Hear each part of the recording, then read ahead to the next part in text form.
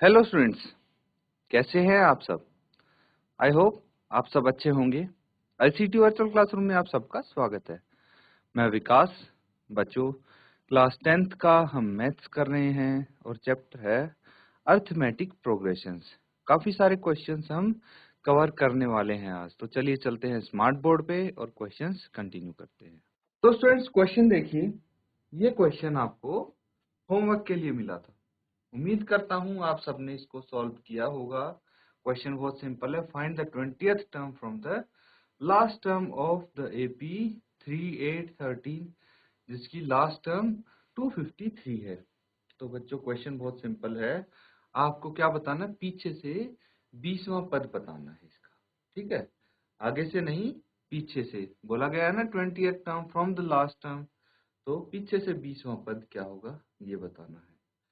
तो जिसने सॉल्व कर लिया है अपना आंसर जल्दी से आप शेयर करें। ठीक है, जल्दी से अपना आंसर बताएं ताकि यहाँ पे क्रॉस चेक कर पाएंगे आप इसको। बच्चों, क्वेश्चन इसको अब साथ में सॉल्व करेंगे हम। ठीक है, तो देखना, बहुत ही सिंपल तरीका तो इसका ये है, सबसे सिंपल तरीका, कि हमें जो एपी है, ठीक है, फॉर द गिवन एपी,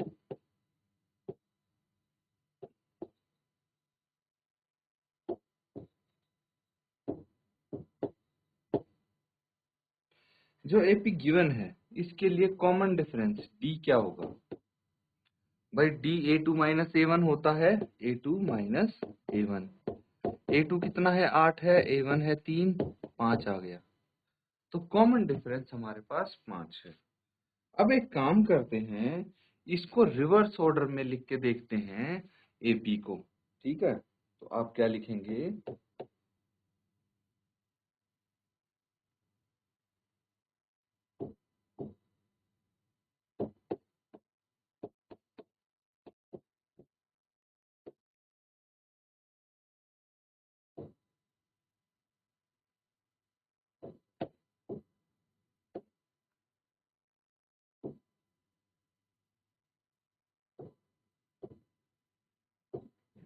तो रिवर्स ऑर्डर में सबसे पहले 253 आएगा। भाई जो लास्ट टर्म है वो पहली टर्म बन जाएगी। उसके बाद अगली टर्म क्या होगी। देखिए क्या हो रहा है, 3 के बाद 8 आ रहा है, 3 में 8 ऐड कर रहे हैं हम यहाँ पे, फिर 8 में 5 ऐड कर रहे हैं। पहले 3 में 5 ऐड किया, 8 आ गया, 8 में 5 ऐड किया, 13 आ गया, 13 में फिर 5 ऐड करेंगे, अगली टर्म आएगी। तो भाई अगली टर्म इस केस में बड़ी आ रही है, तो पीछे से जब हम इस एपी को लिखेंगे तो अगली टर्म छोटी आएगी हमारे पास, तो उसके लिए सब्ट्रैक्ट करना पड़ेगा। तो 253 माइनस 5 कितना हो गया, 248। 248 माइनस 5 कितना हो गया, 243 एंड सो ऑन। ठीक है, ये क्या हो गया, ये एपी हो गया रिवर्स ऑर्डर में। ठीक है, तो इसमें फर्स्ट टर्म क्या हो जाएगी, 3 हो जाएगी। क्या हो जाएगी, लास्ट टर्म 3 हो जाएगी। अब हमें फर्स्ट टर्म पता है क्या होगा, फर्स्ट टर्म ए होगा 253, डी हमें पता है 5 है, और टोटल हमें 20th टर्म निकालनी है ना। तो हम 20 लिखेंगे यहाँ पे n। ठीक है, कितने लिखेंगे, 20 लिखेंगे। हमें n निकालने की जरूरत नहीं है क्योंकि n हमें पता है 20 है। तो अब क्या करना है, a n is equal to a plus n minus 1 into d. Formula तो सबको पता है, बस वैल्यू रख लीजिए। ठीक है, हमें ए एन निकालना है, यानी A20 निकालना। 20वां पद क्या होगा, है ना, 20वां पद क्या होगा, ए है 253 प्लस 20 माइनस 1 इंटू डी, मतलब 5। ठीक है, तो देखिए एक चीज आपको ध्यान रखना है यहाँ पे, कि डी यहाँ पे हमारा -5 आएगा। ठीक है, जब हम ऐड कर रहे थे तो +5 था, इस केस में -5 आएगा। कैसे, 248 माइनस 253, तो -5 आएगा, है ना। 248 माइनस 253 कितना आना चाहिए, -5 आना चाहिए। तो यहाँ पे डी हमारे पास -5 आएगा। तो इसीलिए ये d सॉल्व कीजिए आगे, क्या हो जाएगा,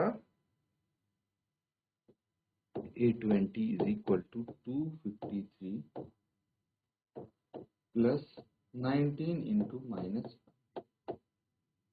और 19 इंटू -5 कितना आ जाएगा भाई, 19 को -5 से आप मल्टीप्लाई करके देख लीजिए, 253 माइनस 95, ठीक है। इसको सॉल्व करेंगे तो कितना आ जाएगा, 253 में से 95 घटाना है आपको, तो A20 आपका आ जाएगा 158, 158, कितना आ गया, 158। तो बस आप लिख देंगे अब therefore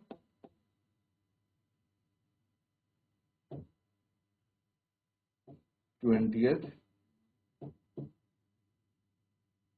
term from the last term is 158। That is it, note down कर लीजिए, ये हमारा क्वेश्चन कंप्लीट होता है यहाँ पे।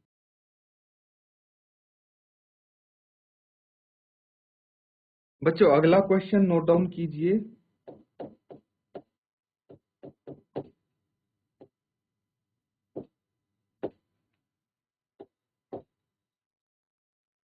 for what value of n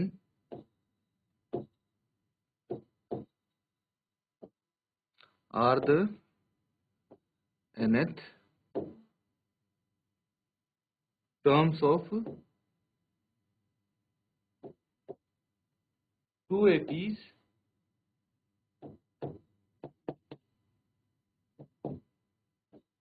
(63, 65,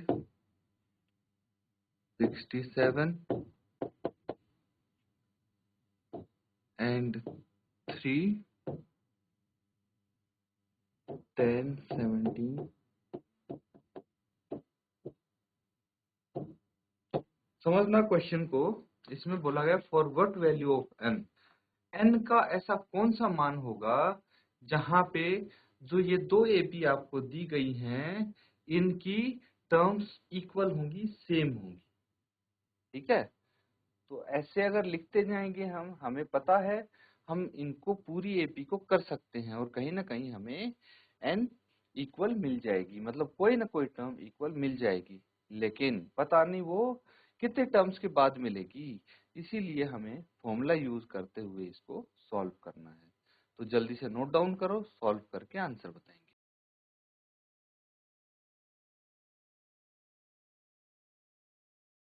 देखिए बच्चों, क्वेश्चन बहुत सिंपली आप सॉल्व कर सकते हैं। सबसे पहले कोई एक एपी ले लीजिए, 4 AP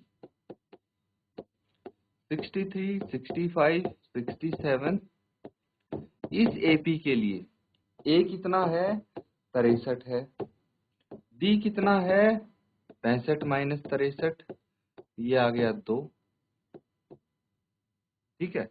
ए पता है हमें, डी पता है, तो हम एक काम करते हैं, nth टर्म को लिख लेते हैं,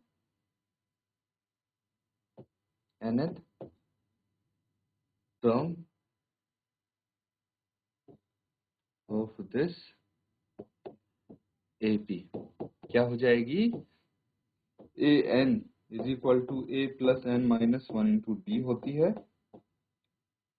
और हम वैल्यूज अगर रखेंगे तो a n is equal to a 63 है, एन माइनस 1 इंटू डी है 2, कितना आ जाएगा ये, a n is equal to 63 plus 2n minus 2, और ये आ गया a n is equal to 61 plus 2n, ये पहला समीकरण आ गया, ठीक है बच्चों।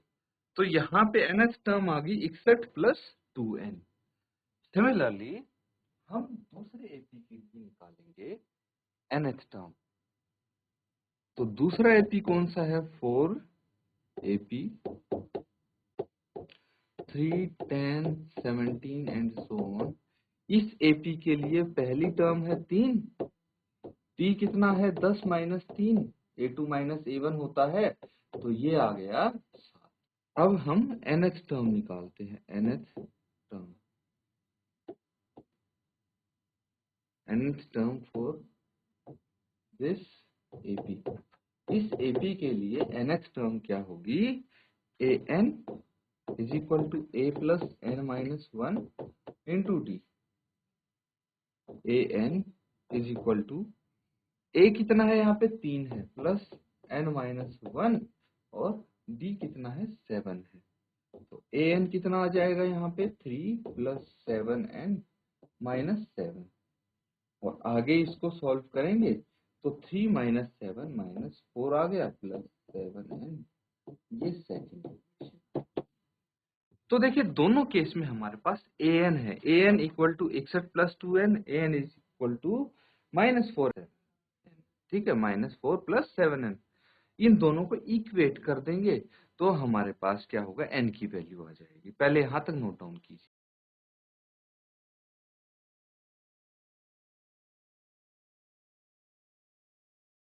चलिए बच्चों आगे कंटिन्यू करते हैं इसको, और हम यहाँ पे इक्वेट कर देते हैं। ठीक है भाई, nth टर्म निकालनी है ना, तो हम क्या करेंगे? Equating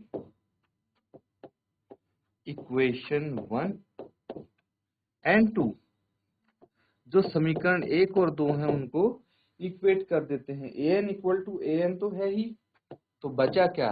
61 plus 2n is equal to minus 4 plus 7n या फिर 7n माइनस 4। n वाली टर्म्स एक तरफ ले लीजिए तो कितना आ जाएगा? 2n minus 7n is equal to minus 61 minus 4, ये आ गया minus 5n is equal to minus 61 minus 4 minus 65 आ गया। तो n कितना आ गया? माइनस 65 बटे 5 माइनस का, ये 13 पे जाएगा तो n आ गया 13। बस अब हमें पता लग गया कि 13th टर्म जो है इनकी वो इक्वल होगी। ठीक है, यही तो निकालना था। Therefore 13th term of both APs are equal। बस नोट डाउन कर लीजिए इसको।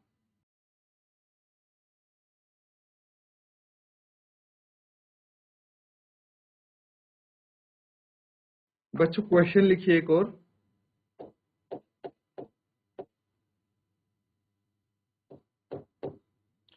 The sum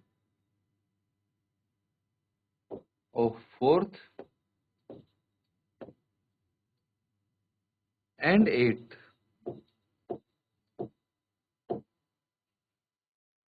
terms of an AP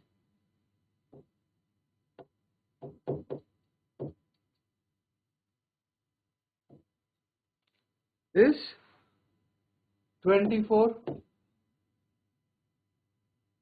and the sum of sixth and 10th terms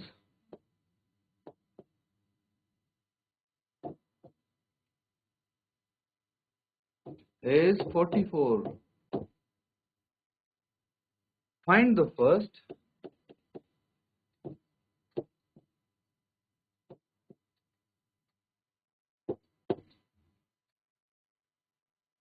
three terms of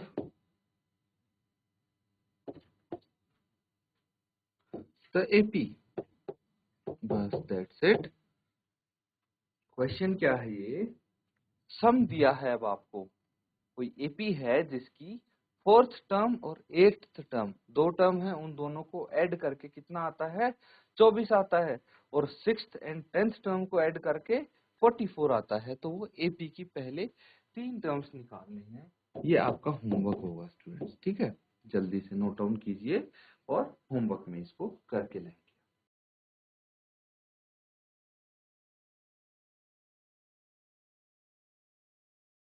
तो स्टूडेंट्स जो क्वेश्चंस हमने किए हैं, उम्मीद है आप सबने साथ साथ सॉल्व किए होंगे, और साथ साथ सॉल्व किए हैं फिर तो कोई दिक्कत ही नहीं होनी चाहिए।